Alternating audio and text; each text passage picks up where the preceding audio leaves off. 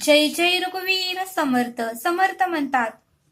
समर्थ म्हणतात की संतांची किंमत दिवसेंदिवस वाढतच चालली आहे. समर्थ म्हणतात की संत लोकांची किंमत वरचेवर दिवसेंदिवस वाढतच चालली आहे. आणि म्हणूनच समर्थ म्हणतात की आळंदी या गावालाही दरवर्षी गर्दी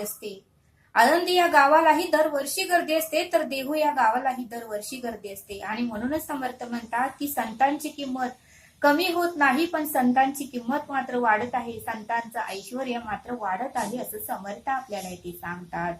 समर्थ म्हणतात की श्रवण ऐकल्यामुळे आपल्याला सामर्थ्य पुरते. आणि म्हणूनच समर्थ म्हणतात की दर आठवड्याला आपण श्रवण हे ऐकलं पाहिजे, असं समर्थ आपल्याला इथे सांगतात. समर्थ म्हणतात की आपल्याला आता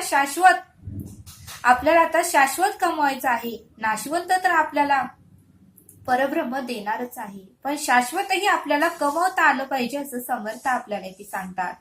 कारण नाशवंत आपण किती जरी कमवलं तरी शेवटी आपल्याला येथेच ठेवायचं आहे. नाशवंतही कमवायचंच आहे. संसार आहे, घर आहे, प्रपंच आहे, खर्च आहे म्हटल्यावर नाशवंतही कमवायचंच आहे. पण त्याबरोबर शाश्वतही आपल्याला कमवता आलं पाहिजे, असं समर्थांनी आपल्याला इथे सांगितलं. समर्थ म्हणतात की संत अनुसया, जनाबाई, ज्ञानेश्वर, संत तुकाराम, संत एकनाथ महाराज, संत निवृत्तीनाथ, संत गोरा कुंभार, सावतामाळी यांची किंमत दरवर्षी वाढत आहे. यांचं ऐश्वर्य दरवर्षी वाढत आहे.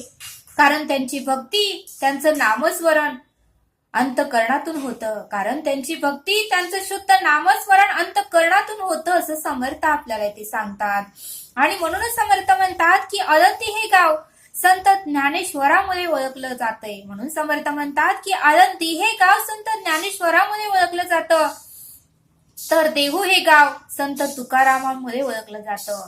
आळंदी हे गाव संत ज्ञानेश्वरामुळे ओळखलं जातं, तर देहू हे गाव संत तुकारामामुळे ओळखलं जातं. तर पंढरपूर हे गाव भक्त पुंडलिकामुळे ओळखलं जातं, असं समर्थांनी आपल्याला इथे सांगितलं. समर्थ म्हणतात की आंबा पाहिजे का झाड पाहिजे? समर्थ म्हणतात की आपल्याला आंबा पाहिजे का झाड पाहिजे? तर आपण झाडच मागू. आणि झाड पाहिजे असेल तर समर्थ म्हणतात की अगोदर बी लावावे लागेल. झाड पाहिजे असेल तर अगोदर बी लावावे लागेल, मग झाड उगवणार. आणि मग मात्र त्या झाडाची आपल्याला निगा राखावी लागणार. त्या झाडाला रोज न चुकता खत पाणी वेळेवर घालावे लागणार. मगच ते झाड मोठे होणार आणि मगच त्या झाडाची फळं आपल्याला मिळणार, असं समर्थ आपल्याला इथे सांगतात. आणि म्हणूनच समर्थ म्हणतात की आता त्या झाडाकडे जाऊ नका, आपल्या देहाकडे या. आपल्याही निवेदनाची पूर्तता व्हावी असे वाटत असेल तर समर्थ म्हणतात की आपल्यालाही नामस्मरणाचं बी पेरावे लागेल, आपल्यालाही उपासनेचं बी पेरावे लागेल, आपल्यालाही श्रवणाचं बी पेरावे लागणार. तरच आपल्याला प्रचिती येणार आणि तरच आपल्या निवेदनाची पूर्तता होणार, असं समर्थांनी आपल्याला इथे सांगितलं. समर्थ म्हणतात की कोणीच कोणाचं वाईट करत नसतं. समर्थ म्हणतात की कोणी कोणाचंच वाईट करत नसतं. आपल्या प्रारब्धामुळेच आपल्याला फळ मिळतं. आपल्या प्रारब्धामुळेच, आपल्या मागील कर्मामुळेच, आपल्या मागील जन्मामुळेच आपल्याला फळ मिळत असतं. पण आपणच म्हणतो की ह्याने माझं वाईट केलं, त्याने माझं वाईट केलं. तर समर्थ म्हणतात की कोणीच कोणाचं वाईट करत नसतं.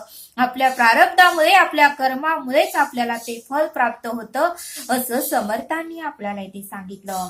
समर्थ म्हणतात की भक्ती उत्तम असेल तर मागायची गरजच पडत नाही. आपली जर भक्ती उत्तमाची असेल तर त्या परब्रह्माला, त्या परमेश्वराला काहीही मागायची गरज पडत नाही. तो परमेश्वर, तो परब्रह्म, तो ईश्वर आपल्याला न मागता सर्व काही देतो, असं समर्थ आपल्याला इथे सांगतात. समर्थ म्हणतात की आपल्याला कोणाचं येणे असेल तर लक्षात राहतं. आपल्याला कोणाचं येणं असेल तर, आपल्याला कोणाकडून पैसे यायचे असेल तर मात्र आपल्याला 100% लक्षात असतं. पण मात्र आपल्याला कोणाला तरी पैसे द्यायचे असेल तर मात्र आपल्या लक्षात राहत नाही.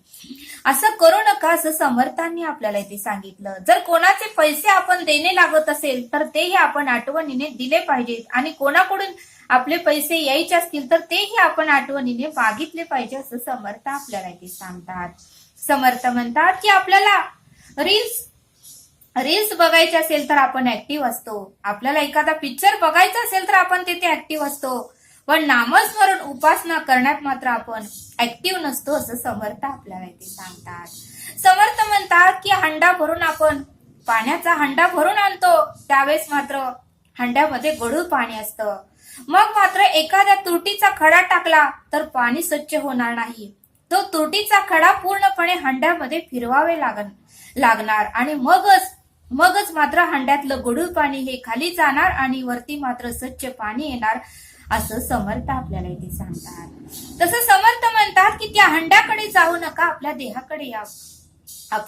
आपणही दर आठवड्याला श्रवण करतो, दर आठवड्याला श्रवण ऐकतो आणि समर्थ म्हणतात की श्रवण ऐकल्यानंतर आपलं आचरणही, आपलं कर्मही, आपले विचारही उत्तमाचेच घडले पाहिजेत.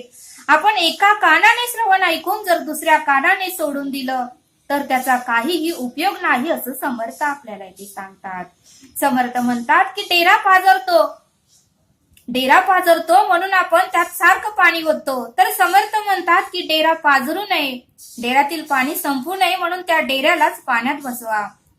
तसं समर्थ म्हणतात की आता त्या डेऱ्याकडे जाऊ नका, आपल्या देहाकडे या.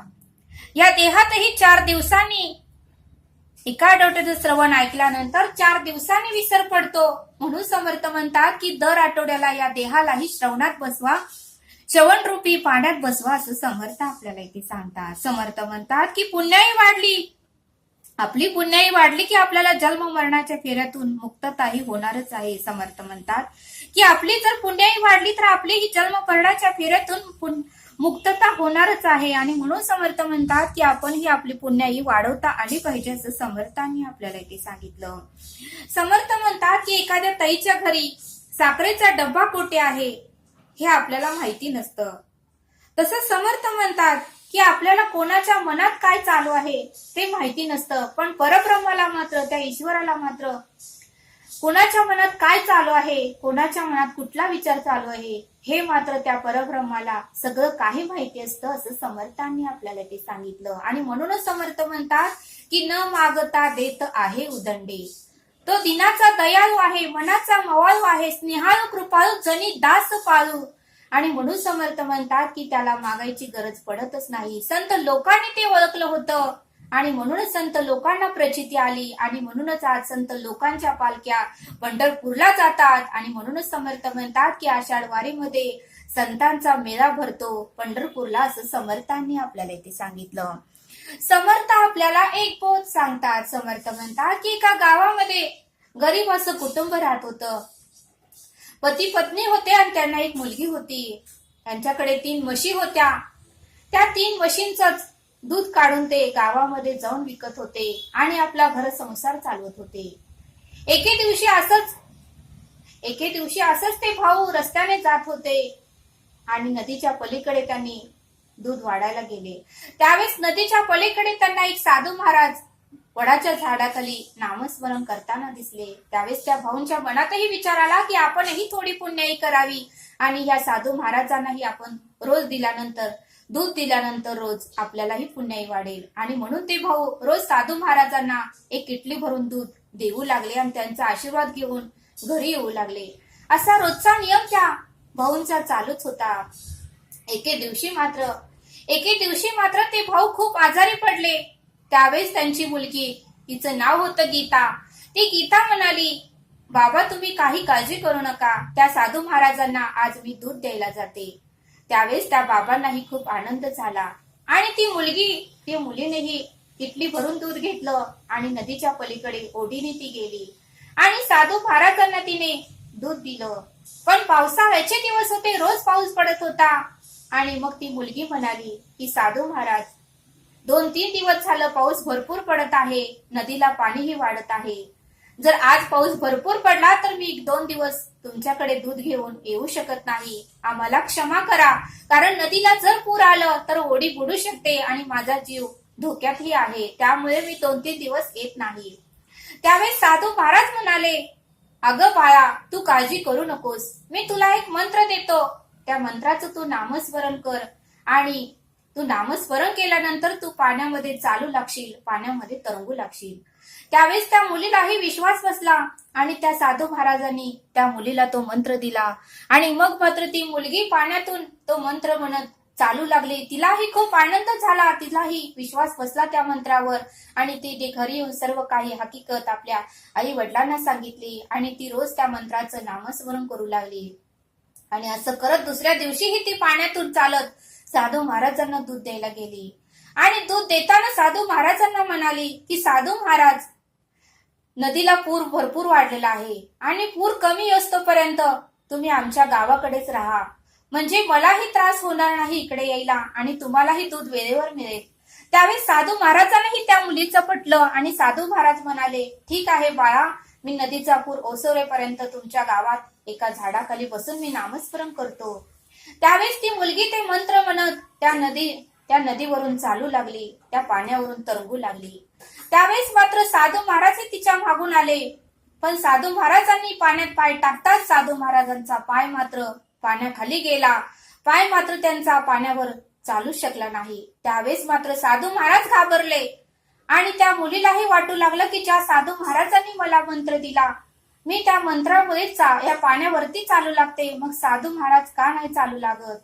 कारण साधू महाराजांनी तो मंत्र विश्वासाने कधीही म्हटला नव्हता आणि साधू महाराजांचा त्या मंत्रावर कधीही विश्वासच नव्हता. त्यामुळे साधू महाराज पाण्यात पाय टाकताना साधू महाराजांचा पाय पाण्याखाली गेला, तो तरंगलाच नाही, पाण्यावर साधू महाराज चालू शकले नाही. मग समर्थ म्हणतात की या बोधातून आपल्याला हे शिकायला मिळतं की कोणताही जर मंत्र आपण विश्वासाने म्हटलो, भक्तीने म्हटलो, अंतःकरणातून जर ते मंत्र आपण सतत जपत राहिलो तर त्याची प्रचिती आपल्याला येतेच. पण कोणताही मंत्र विश्वासाने नाही म्हटला, आपण जर अंतःकरणातून नाही म्हटलं तर त्याची प्रचिती मात्र आपल्याला येत नाही. या बोधातून आपल्याला हे शिकायला मिळतं असं समर्थांनी आपल्याला इथे समजावून सांगितलं. तरी आता आपण येथेच थांबूया. धन्यवाद. जय सद्गुरु.